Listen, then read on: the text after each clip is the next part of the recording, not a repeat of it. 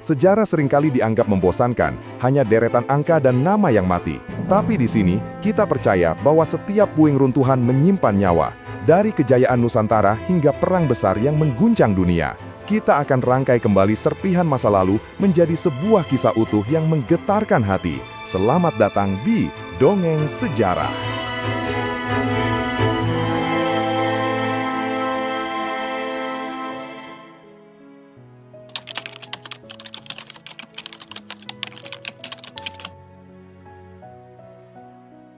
Sobat Dongeng Sejarah, kita akan meninggalkan narasi politik dan memasuki bilik paling pribadi dari seorang tokoh yang pernah menggenggam kekuasaan penuh di Nusantara, Soeharto. Bayangkan seorang jenderal yang telah berkuasa selama 32 tahun, yang kekuatannya tampak tak tertembus, tiba-tiba harus melihat fondasi yang ia bangun sendiri runtuh dalam hitungan minggu. Tahun 1998 adalah tahun yang penuh air mata dan gejolak. Di luar istana, massa mendesak dengan teriakan reformasi. Di dalam, kekosongan terasa dingin dan memilukan. Apalagi, beliau menghadapi semua ini tanpa kehadiran sang istri tercinta, Ibu Tien. Ini adalah kisah tentang kesendirian. Kesendirian seorang pemimpin yang dikelilingi oleh sekutu, namun ditinggalkan saat badai datang. Kesendirian seorang ayah yang menyaksikan krisis yang ia ciptakan menyakitkan bangsanya. Dan kesendirian seorang manusia yang harus menanggung beban masa lalu. Mari kita saksikan detik-detik akhir kekuasaan itu. Bagaimana seorang pemimpin yang begitu perkasa harus menghadapi nasibnya yang paling pilu, seorang diri di tengah puing-puing Orde Baru. Inilah kisah Soeharto dan akhir yang sunyi. Kisah Soeharto pada tahun 1998 adalah kisah tentang kontras yang paling tajam. Selama 3 dekade, beliau dikenal sebagai The Smiling General yang membawa stabilitas dan pembangunan. Kekuasaannya, yang disebut Orde Baru, dibangun di atas fondasi keamanan, militer, dan dukungan politik yang masif. Namun, semua itu mulai retak pada pertengahan 1997, dipicu oleh krisis moneter Asia. Yang membuat babak ini sangat pilu adalah dimensi personalnya. Sejak tahun 1996, Soeharto telah kehilangan sang istri, Ibu Tien Soeharto, sosok yang selalu menjadi sandaran dan penasihat terdekatnya. Ketika krisis ekonomi menghantam dan demonstrasi mulai menjamur, beliau menghadapi tekanan politik terbesar dalam hidupnya, dalam kondisi kesendirian emosional yang mendalam. Krisis moneter segera berubah menjadi krisis kepercayaan, disusul krisis politik. Mahasiswa turun ke jalan menuntut reformasi dan turunnya Soeharto. Runtuhnya dukungan politik Soeharto terjadi begitu cepat, seperti efek domino. Para menteri yang selama ini setia mulai mundur satu persatu, termasuk belasan menteri kabinetnya. Soeharto, sang jenderal yang selama ini terbiasa memegang kendali penuh, tiba-tiba menjadi pusat badai yang tidak bisa ia kendalikan.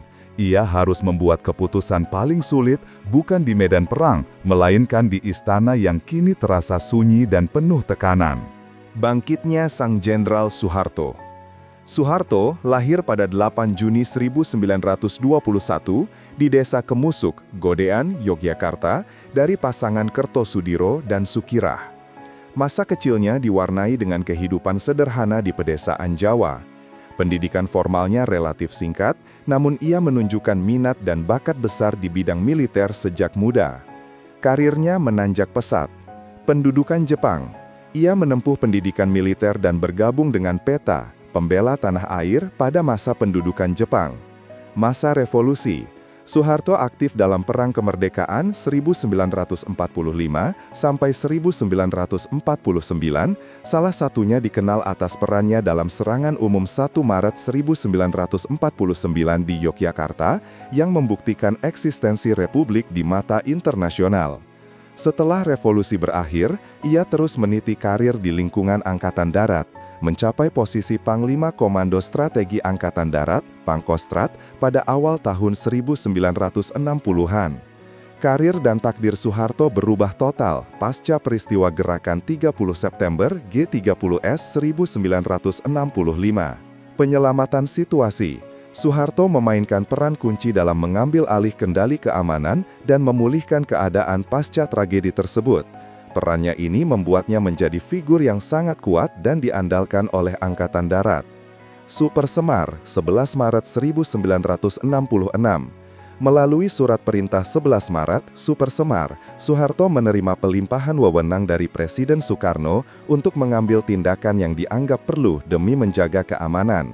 Surat ini menjadi dasar hukum bagi Soeharto untuk membubarkan PKI dan secara perlahan menggeser kekuasaan dari Soekarno. Proses transisi kekuasaan dari Soekarno ke Soeharto berlangsung dramatis dan bertahap. Puncaknya, pengukuhan jabatan. Pada 12 Maret 1967, MPRS Majelis Permusyawaratan Rakyat Sementara mencabut kekuasaan Soekarno dan mengangkat Soeharto sebagai pejabat presiden. Presiden resmi. Akhirnya pada 27 Maret 1968, MPRS secara resmi memilih Soeharto sebagai Presiden Republik Indonesia penuh. Momen ini menandai lahirnya era Orde Baru. Selama lebih dari 3 dekade berikutnya, Soeharto memimpin Indonesia dengan kekuasaan yang terpusat, mengutamakan stabilitas politik dan pembangunan ekonomi. Namun, kekuasaan yang lama ini pada akhirnya akan bertemu dengan kehancuran yang pilu di tahun 1998. Kekosongan di Cendana, krisis ekonomi, politik, dan kesendirian. Setelah resmi menjadi presiden pada tahun 1968, Soeharto memimpin Indonesia selama puluhan tahun di bawah bendera Orde Baru. Namun, pondasi emosionalnya terguncang pada 28 April 1996 ketika istri tercintanya, Raden Ayu Siti Hartina, atau Ibu Tien Soeharto, meninggal dunia. Ibu Tien bukan hanya pendamping hidup, beliau adalah penasihat terdekat, filter opini, dan sumber ketenangan bagi Soeharto, terutama dalam menghadapi tekanan politik. Kondisi emosional. Kehilangan Ibu Tien menempatkan Soeharto dalam isolasi personal yang mendalam. Ketika krisis terbesar dalam sejarah Orde Baru datang, beliau menghadapinya tanpa kehadiran orang yang paling ia percayai. Kekosongan ini ditafsirkan oleh banyak pengamat sebagai faktor yang membuat keputusan-keputusan Soeharto di masa kritis menjadi kurang terukur dan lebih rentan terhadap tekanan luar. Pada pertengahan 1997, krisis moneter Asia menghantam Indonesia dengan kekuatan penuh. Ini adalah pemicu utama kejatuhan Orde Baru. Runtuhnya keajaiban ekonomi, nilai tukar rupiah ambruk, laju inflasi melonjak tak terkendali, dan sektor perbankan kolaps. Rakyat Indonesia, yang dijanjikan stabilitas dan kemakmuran oleh Orde Baru selama 32 tahun, merasakan dampak ekonomi yang sangat parah. Simbol kelemahan.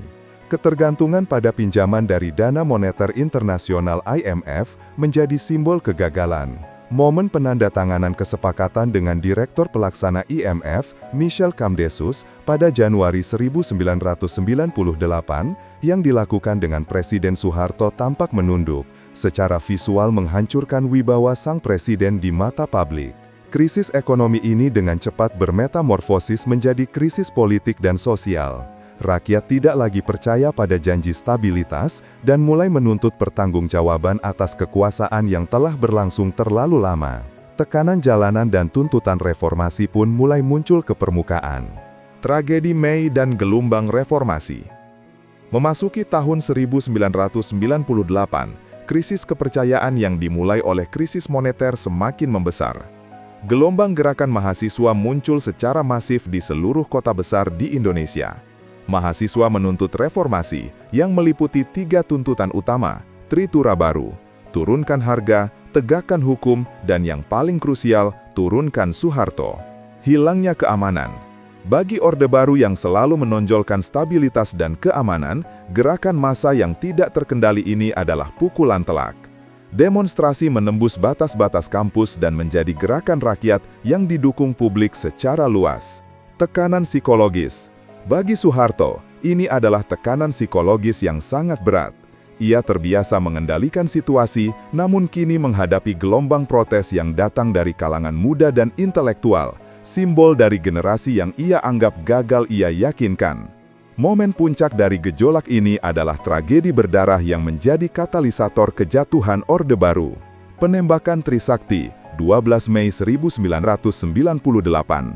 4 mahasiswa Universitas Trisakti tewas tertembak saat demonstrasi. Tragedi ini bukan hanya insiden, melainkan pemantik kemarahan nasional. Kematian mahasiswa memicu simpati dan kemarahan besar-besaran di seluruh lapisan masyarakat.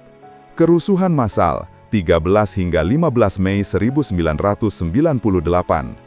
Segera setelah tragedi Trisakti, Jakarta dan beberapa kota besar lainnya dilanda kerusuhan, penjarahan, dan kekerasan yang memilukan, termasuk kekerasan berbasis ras dan gender. Peristiwa ini menciptakan situasi anarki dan ketidakpastian yang ekstrim. Di tengah kerusuhan yang mencekam, istana dan kediaman Cendana menjadi titik isolasi bagi Soeharto. Beliau yang dikenal menjaga keamanan sebagai prioritas utama, kini harus menyaksikan negaranya sendiri jatuh ke dalam kekacauan. Kegagalan kontrol. Kerusuhan tersebut menunjukkan kegagalan total aparat keamanan dalam mengendalikan situasi. Hal ini semakin mengikis kepercayaan publik, militer, dan bahkan sekutu politik terhadap kemampuan Soeharto untuk memimpin. Perjalanan terakhir. Saat kerusuhan mencapai puncaknya, Soeharto tengah berada di Kairo, Mesir, untuk konferensi tingkat tinggi G15 yang kemudian ia persingkat. Kepulangannya ke Jakarta yang dilanda kerusuhan adalah kepulangan yang penuh ketidakpastian dan drama, mengetahui bahwa tahtanya berada di ujung tanduk. Soeharto, sang jenderal yang perkasa, kini harus menghadapi kenyataan bahwa kekuasaan yang ia bangun di atas stabilitas kini runtuh akibat kerusuhan dan tekanan rakyat. Detik-detik akhir di tapal kuda. Setelah kerusuhan Mei 1998 mereda, Presiden Soeharto kembali ke Jakarta dan menghadapi situasi politik yang memanas. Tekanan terbesar bukan lagi hanya datang dari jalanan, melainkan dari lingkaran dalam kekuasaannya sendiri. Penolakan MPR-DPR. Pimpinan MPR-DPR secara terbuka meminta Soeharto untuk mundur atau melaksanakan sidang istimewa untuk transisi kekuasaan. Ini adalah sinyal bahwa lembaga negara tertinggi sudah tidak lagi mendukungnya. Mahasiswa menduduki parlemen. Pada tanggal 18 Mei 1998, ribuan mahasiswa berhasil menduduki gedung MPR-DPR, secara simbolis mengambil alih kedaulatan dari tangan pemerintah. Peristiwa ini mengirimkan pesan yang sangat jelas bahwa waktu kekuasaan Soeharto sudah habis. Soeharto berusaha keras mencari jalan keluar yang bermartabat. Beliau mengumumkan akan merombak kabinet dan membentuk komite reformasi. Detik-detik akhir di tapal kuda.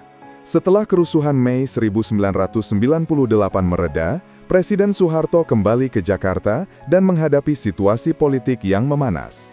Tekanan terbesar bukan lagi hanya datang dari jalanan, melainkan dari lingkaran dalam kekuasaannya sendiri. Penolakan MPR-DPR.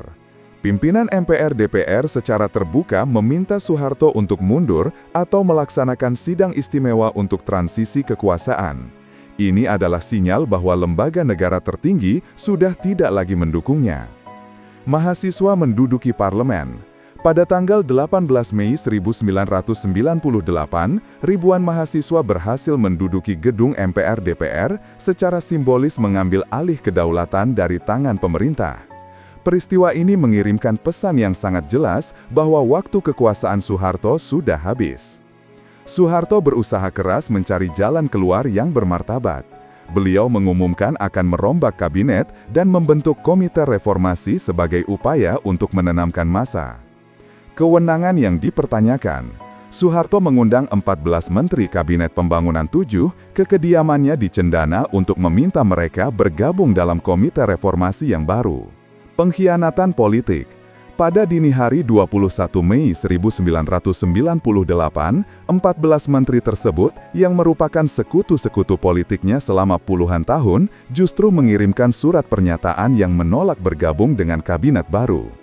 Mereka menyatakan mengundurkan diri dari jabatan menteri. Tindakan ini adalah pengkhianatan politik yang sangat menyakitkan bagi Soeharto. Runtuhnya dukungan kabinet menjadi pukulan telak terakhir. Ketika menteri-menteri terdekat meninggalkannya, Soeharto menyadari bahwa upaya kompromi atau perombakan politik sudah tidak mungkin dilakukan. Beliau kini benar-benar terisolasi dengan hanya segelintir orang yang tersisa di sisinya. Dalam kesendiriannya di istana, tanpa sandaran Ibu Tien dan dikepung oleh tekanan dari segala arah, Soeharto membuat keputusan final, mengundurkan diri. Keputusan ini diambil bukan di medan pertempuran, melainkan di balik pintu tertutup istana, di tengah kesunyian yang memilukan, mengakhiri 32 tahun kekuasaan yang panjang. Pidato sunyi di hari penghakiman. Pada pagi hari Kamis, 21 Mei 1998, Indonesia menahan nafas. Hanya beberapa jam setelah 14 Menteri Kabinet Pembangunan 7 menolak bergabung dengan kabinet baru yang ia rencanakan, Presiden Soeharto memanggil Wakil Presiden B.J. Habibie dan beberapa pejabat penting ke Istana Merdeka. Keputusan berat. Di istana yang kini terasa sunyi, Soeharto mengambil keputusan historis. Beliau akan mengundurkan diri. Momen ini adalah kulminasi dari segala tekanan, krisis ekonomi, kerusuhan, desakan mahasiswa, dan yang paling menyakitkan, runtuhnya kesetiaan dari sekutu terdekatnya. Drama serah terima. Soeharto mengatur agar pengunduran dirinya dilakukan dengan serah terima jabatan kepada B.J. Habibie, sesuai dengan Pasal 8 UUD 1945. Ini adalah upaya terakhirnya untuk mempertahankan legalitas dan konstitusionalitas transisi, meskipun suasana politik sangat jauh dari normal. Tepat pukul 9.00 WIB, Soeharto muncul di televisi nasional untuk membacakan pidato pengunduran diri yang telah ia tulis sendiri. Pidato tersebut singkat, tanpa emosi yang kentara, namun penuh dengan makna dan kesunyian dramatis. Saya memutuskan untuk menyatakan berhenti dari jabatan saya sebagai Presiden Republik Indonesia, terhitung sejak saya bacakan pernyataan ini pada hari ini, Kamis 21 Mei 1998. Kesunyian di tengah badai.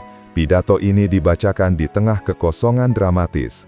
Ruangan tersebut tidak dipenuhi oleh massa pendukung atau menteri yang setia, melainkan hanya disaksikan oleh beberapa pejabat dan jutaan pasang mata di seluruh Indonesia. Kesendirian seorang pemimpin yang baru saja mengakhiri kekuasaan 32 tahun sangat terasa. Momen kontras. Soeharto, yang dulunya seorang orator ulung yang mampu menggerakkan massa, kini menggunakan kata-kata yang paling sedikit dan paling kaku untuk mengakhiri kekuasaannya. Sebuah kontras yang pilu dari awal kejayaan Orde Baru. Setelah serah terima jabatan, Soeharto meninggalkan Istana Merdeka dan kembali ke kediaman pribadinya di Jalan Cendana, Jakarta Pusat. Peristiwa ini menandai perpisahan abadi Soeharto dari panggung kekuasaan. Mantan presiden yang selama 3 dekade memegang kendali penuh atas negara, kini menjadi warga sipil di bawah sorotan publik yang intens. Kehidupan pasca lengser Soeharto segera berubah menjadi masa isolasi dan pengawasan. Kediaman Cendana menjadi benteng terakhir yang melindungi beliau dari tekanan publik dan proses hukum yang mulai berdatangan. Beliau memulai babak baru yang diwarnai oleh penyakit, kesendirian, dan proses panjang pengadilan sejarah. Tekanan hukum dan isolasi total. Setelah resmi mengundurkan diri, Soeharto tidak lagi kembali ke hiruk-pikuk politik. Beliau menghabiskan sisa hidupnya di kediaman pribadinya di Jalan Cendana, Jakarta. Kehidupan Soeharto berubah total, dari pusat kekuasaan dunia menjadi sosok yang terisolasi dan diawasi. Dinding pelindung, rumah Cendana menjadi benteng terakhir yang memisahkan beliau dari tekanan publik dan tuntutan hukum.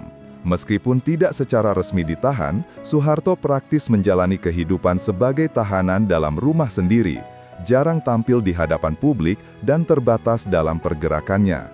Kesendirian meluas. Isolasi ini terasa semakin dalam, karena beliau harus menghadapi semua tekanan ini tanpa kehadiran Ibu Tien. Kehidupan yang dulu penuh dengan rapat kabinet dan kunjungan kenegaraan, kini digantikan oleh kesunyian yang mencekam. Beliau lebih banyak menghabiskan waktu bersama keluarga inti. Kejatuhan politik diikuti dengan gelombang tuntutan hukum dari berbagai pihak yang menuntut pertanggungjawaban atas dugaan korupsi dan pelanggaran hak asasi manusia selama 32 tahun masa pemerintahannya. Penyelidikan korupsi. Pemerintah yang baru mulai melakukan penyelidikan intensif terhadap dugaan korupsi, kolusi, dan nepotisme (KKN) yang melibatkan Soeharto dan keluarganya. Meskipun ia berkali-kali diperiksa, proses hukum menghadapi berbagai kendala. Pembelaan kesehatan. Penyelidikan hukum sering terhambat oleh kondisi kesehatan Soeharto yang terus memburuk. Ia mengalami beberapa kali stroke yang menyebabkan kerusakan otak permanen dan masalah komunikasi yang serius. Alasan kesehatan menjadi dasar bagi pengadilan untuk menangguhkan proses hukum terhadapnya. Dalam tahun-tahun terakhirnya, masalah kesehatan Soeharto menjadi sorotan utama. Kondisi fisiknya menunjukkan kerentanan seorang manusia biasa yang kontras dengan citra kekuasaannya yang dulu tak tersentuh. Kondisi pilu, Soeharto yang dulu dikenal tegas dan berwibawa, kini harus berjuang melawan penyakit yang melumpuhkan kemampuan fisiknya. Penurunan kesehatan ini secara tidak langsung mengubah narasi publik dari tuntutan politik menjadi simpati humanis terhadap seorang pria tua yang sakit. Menghadapi sejarah sendiri, terlepas dari kontroversi dan trauma yang ia tinggalkan, Soeharto menghabiskan akhir hayatnya sendirian menghadapi penghakiman sejarah tanpa ada kesempatan untuk memberikan pembelaan atau klarifikasi yang utuh di hadapan publik. Kehidupan di Cendana adalah babak paling pilu, menandai transisi dari seorang penguasa mutlak menjadi sosok yang terpinggirkan, sakit, dan dipenjara oleh dinding-dinding rumahnya sendiri. Mencari kedamaian spiritualisme Jawa dan penghakiman sejarah. Setelah pengunduran diri dan di tengah isolasi yang ketat, Soeharto dilaporkan semakin mendalami sisi spiritualitas Jawa. Bagi banyak pemimpin Jawa, terutama di masa kesulitan, mencari ketenangan dan petunjuk dari dimensi batin adalah hal yang umum. Fokus pada kejawen. Soeharto, yang sudah memiliki latar belakang kuat dalam tradisi kejawen, cenderung semakin mendekatkan diri pada praktek-praktek spiritual. Hal ini kemungkinan dilakukan untuk mencari kekuatan moral dan kedamaian batin dalam menghadapi gelombang tekanan politik dan tuntutan publik yang tidak pernah berhenti. Kunjungan dan ritual. Meskipun pergerakannya dibatasi, Soeharto konon masih menerima kunjungan dari beberapa pemuka spiritual atau kerabat yang memahami tradisi Jawa. Ritual-ritual ini dapat dipandang sebagai cara Soeharto untuk merefleksikan masa lalu dan mencari pembenaran di luar ranah hukum formal. Meskipun secara fisik terisolasi di Cendana, warisan politik Soeharto terus menjadi subjek konflik dan perdebatan sengit di ruang publik. Beliau menjadi pusat dari pertarungan narasi sejarah antara pendukung Orde Baru dan gerakan reformasi. Penilaian yang terpecah. Soeharto dikenang dalam dua kutub ekstrim. Di satu sisi, sebagai bapak pembangunan yang berhasil menciptakan stabilitas politik dan ekonomi selama 32 tahun. Di sisi lain, sebagai pemimpin yang bertanggung jawab atas otoritarianisme, KKN, korupsi kolusi nepotisme, dan berbagai pelanggaran hak asasi manusia. Tidak ada pembelaan penuh. Tekanan hukum dan kesehatan yang memburuk membuat Soeharto tidak pernah memiliki kesempatan untuk memberikan pembelaan atau klarifikasi penuh atas segala tuduhan yang dialamatkan kepadanya secara terbuka. Ini meninggalkan ruang hampa dalam sejarah di mana publik harus menentukan sendiri narasi yang benar. Dalam tahun-tahun isolasi, peran keluarga besar Cendana sangat penting. Mereka bertindak sebagai barikada yang melindungi Soeharto dari tekanan eksternal dan intervensi media. Pengendalian akses. Keluarga secara ketat mengendalikan akses ke Soeharto, terutama ketika kondisinya memburuk. Meskipun hal ini bertujuan melindungi privasi dan kesehatannya, hal itu juga menambah lapisan isolasi dari dunia luar. Menjaga kehormatan. Bagi keluarga, fokus utama adalah menjaga kehormatan dan martabat Soeharto di masa-masa sulit, sebuah tugas yang harus dilakukan di tengah kritik dan tuntutan hukum yang berkelanjutan. Dengan demikian, akhir hayat Soeharto diwarnai oleh kontras antara pencarian kedamaian spiritual secara personal dan pertarungan narasi yang tak terhindarkan di panggung sejarah dan politik. Kehancuran fisik dan sorotan publik terakhir. Memasuki tahun-tahun 2000-an, fokus kehidupan Soeharto beralih sepenuhnya dari politik ke perjuangan melawan penyakit. Kondisinya memburuk drastis akibat komplikasi dari beberapa kali stroke yang menyebabkan kerusakan pada fungsi otak, sulit berbicara, dan masalah pada organ vital, terutama ginjal dan jantung. Fase kritis berulang. Mantan presiden ini berkali-kali keluar masuk RSPAD Gatot Subroto Jakarta menjalani perawatan intensif. Setiap kali ia dirawat, sorotan media dan publik kembali terfokus padanya. Momen-momen ini menjadi pengingat bagi bangsa akan sosok yang pernah memimpin mereka selama 3 dekade. Jejak yang berakhir. Kondisi fisik Soeharto yang rapuh dan lemah menunjukkan akhir dari kekuasaan mutlak. Wajahnya yang sering ditampakkan di media saat dirawat dengan selang infus dan alat bantu adalah kontras yang pilu dari citra jenderal yang tegas di masa jayanya. Meskipun status hukumnya belum tuntas dan kontroversi masa lalunya masih memanas, kondisi kesehatan Soeharto yang kritis memunculkan gelombang simpati humanis yang signifikan dari masyarakat. Simpati lintas kubu.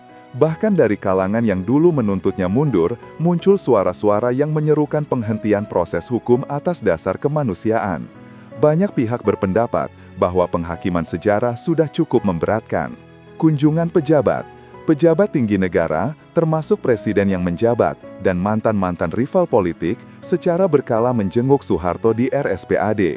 Kunjungan-kunjungan ini memiliki nilai simbolis yang besar, menunjukkan penghormatan terhadap peran historisnya sebagai salah satu founding figure Republik, terlepas dari perbedaan ideologi dan konflik politik pasca 1998.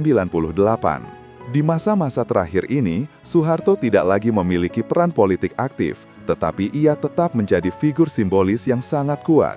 Pusat perdebatan moral. Keberadaannya yang sakit menjadi pusat perdebatan moral tentang keadilan, rekonsiliasi, dan bagaimana sebuah bangsa harus memperlakukan masa lalunya. Pengingat sejarah.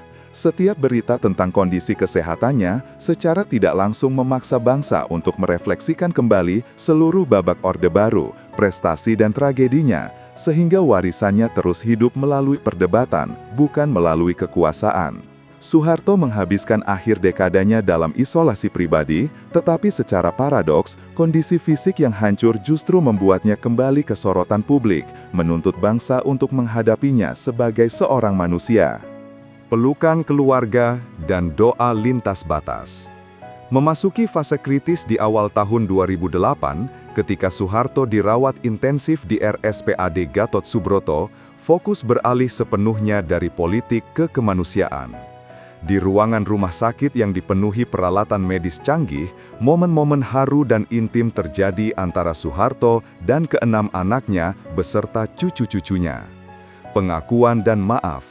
Keluarga yang selama ini menjadi barikade pelindung, kini menjadi saksi terakhir dari perjuangan sang ayah. Di tengah kesulitan komunikasi akibat stroke yang parah, momen-momen pelukan, ciuman di kening, dan ucapan terima kasih diam-diam antara Soeharto dan anak-anaknya menjadi adegan yang sangat memilukan. Perpisahan ini adalah realitas seorang ayah, terlepas dari statusnya sebagai mantan penguasa. Kehadiran cucu-cucu di sisi ranjangnya, membaca doa dan memberikan semangat menjadi sumber ketenangan terakhir baginya. Momen ini mengembalikan Soeharto dari sosok jenderal yang ditakuti menjadi seorang kakek yang dicintai. Meskipun pro kontra terhadap rezimnya masih kuat, di detik-detik kritis sebelum wafat muncul fenomena doa bersama yang melampaui sekat-sekat politik. Doa bersama. Berbagai tokoh agama, ulama, dan pemimpin spiritual diundang untuk mendoakan kesembuhan Soeharto. Bahkan dari pihak-pihak yang berseberangan politik, muncul pernyataan yang mengedepankan aspek kemanusiaan dan berharap Soeharto dapat meninggal dalam damai. Pejabat menjenguk. Kunjungan pejabat negara, termasuk presiden yang menjabat, Susilo Bambang Yudhoyono, menjadi rutinitas. Kunjungan ini, meskipun syarat makna politik, secara substansial adalah pengakuan publik atas penderitaan seorang manusia di akhir hayatnya. Indonesia seolah sejenak mengesampingkan luka politik untuk menghormati momen perpisahan seorang tokoh besar. Momen-momen di rumah sakit ini adalah pembalikan narasi yang tragis bagi Soeharto. Setelah bertahun-tahun berjuang untuk kekuasaan dan kekebalan hukum, di detik-detik terakhir, beliau hanya bisa berharap pada kasih sayang keluarga dan pengampunan ilahi. Pergulatan fisiknya adalah pergulatan terakhirnya, mengakhiri kisah 32 tahun kekuasaan dengan kerentanan dan kesendirian yang ekstrim. Tokoh bangsa di sisi ranjang. Ketika kondisi kesehatan Soeharto memburuk drastis dan ia dirawat di RSPAD Gatot Subroto pada Januari 2008, rumah sakit tersebut secara tak terduga menjadi panggung penghormatan dan rekonsiliasi simbolis bagi berbagai tokoh bangsa. Kunjungan-kunjungan ini menjadi pertemuan terakhir Soeharto dengan wajah-wajah yang mewakili masa lalu, masa kini, dan bahkan masa depan politik Indonesia. Pengakuan sebagai tokoh sejarah. Kunjungan ini menegaskan bahwa, terlepas dari segala kontroversi, Soeharto tetap diakui sebagai tokoh sejarah yang tak terpisahkan dari perjalanan bangsa. Beberapa kunjungan paling penting datang dari tokoh-tokoh yang memiliki hubungan politik dan personal yang mendalam dengan Soeharto. Presiden aktif. Kunjungan dari Presiden Susilo Bambang Yudhoyono, SBY, dan Wakil Presiden saat itu adalah bentuk penghormatan kenegaraan tertinggi. Kunjungan ini menunjukkan komitmen negara untuk menghormati mantan kepala negara meskipun transisi kekuasaan dari Orde Baru penuh dengan gejolak. Dui Tunggal era Orde Baru.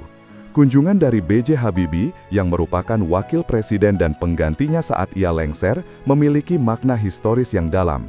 Pertemuan ini, meskipun Soeharto tidak bisa berkomunikasi secara penuh, menyiratkan adanya rekonsiliasi personal antara dua tokoh yang terpisah oleh badai politik 1998.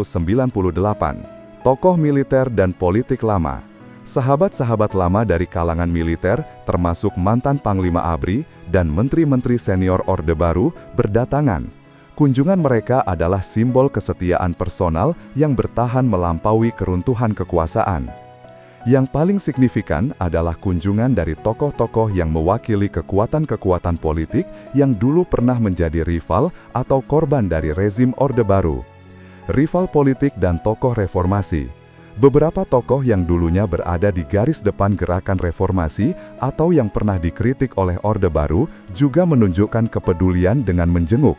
Kunjungan ini, meskipun singkat, menunjukkan semangat kemanusiaan dan rekonsiliasi nasional di akhir hayat sang jenderal. Pertemuan-pertemuan ini adalah babak terakhir yang dramatis bagi Soeharto. Ia, yang terbaring lemah, secara pasif menerima kedatangan berbagai pihak. Tempat tidur rumah sakit menjadi mimbar terakhirnya, di mana ia menerima penghakiman sejarah yang diwujudkan melalui simpati, kehormatan, dan pengakuan personal.